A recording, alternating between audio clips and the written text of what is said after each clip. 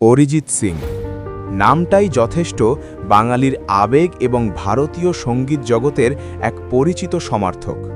কিন্তু সেই অরিজিৎই যখন প্লেব্যাক বা সিনেমার গানের জগৎ থেকে চিরতরে সরে দাঁড়ানোর ঘোষণা করেন, তখন ভক্তদের মনে প্রশ্ন ওঠা স্বাভাবিক।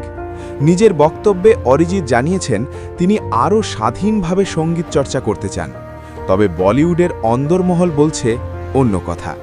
নেটিজেনদের বড় একটি অংশের দাবি, বছরের পর বছর বলিউডের দলাদলি, লবি আর অদৃশ্য রাজনীতির শিকার হতে হতে হয়তো ক্লান্ত হয়ে পড়েছেন জিয়াগঞ্জের ভূমিপুত্র অরিজিৎ সিং।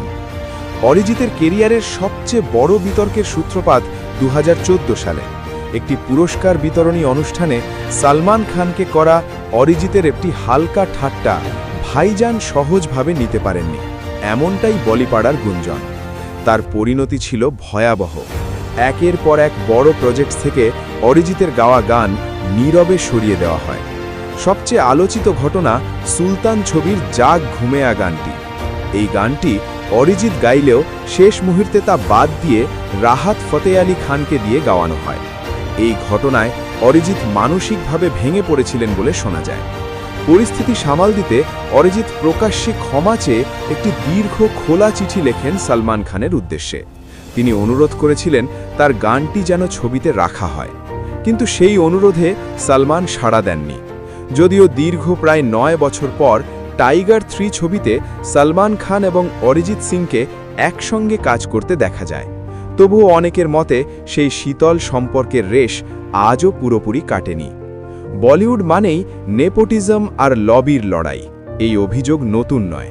অনেক সময় দেখা গেছে গান রেকর্ড হয়ে যাওয়ার পরও শেষ মুহূর্তে অন্য কোনো প্রভাবশালী গায়ককে দিয়ে নতুন করে গান গাওয়ানো হয়েছে। সঙ্গীত পরিচালকদের সঙ্গে অরিজিতের সম্পর্ক ভালো হলেও প্রযোজকদের সিদ্ধান্তে বহু গান তার হাতছাড়া হয়েছে বলে গুঞ্জন রয়েছে।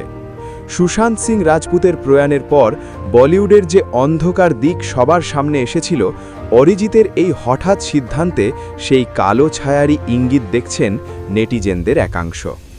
অরিজিৎ বরাবরই লাইমলাইট থেকে দূরে থাকতে পছন্দ করেন। মুম্বাইয়ের গ্ল্যামার দুনিয়া ছেড়ে পশ্চিমবঙ্গেই বেশিরভাগ সময় কাটান তিনি। ভক্তদের অনেকের ধারণা, গত এক দশকে হিন্দি সিনেমার গানে যে একঘেয়েমি আর রিমিক্স সংস্কৃতি তৈরি হয়েছে, তার সঙ্গে হয়তো নিজেকে আর মানিয়ে নিতে চাইছেন না অরিজিৎ। তিনি চান নিজের শিল্পকে লবি বা কন্ট্রাক্টের গণ্ডিতে আটকে না রেখে স্বাধীন শিল্পী হিসেবে নিজের মতো করে কাজ করতে।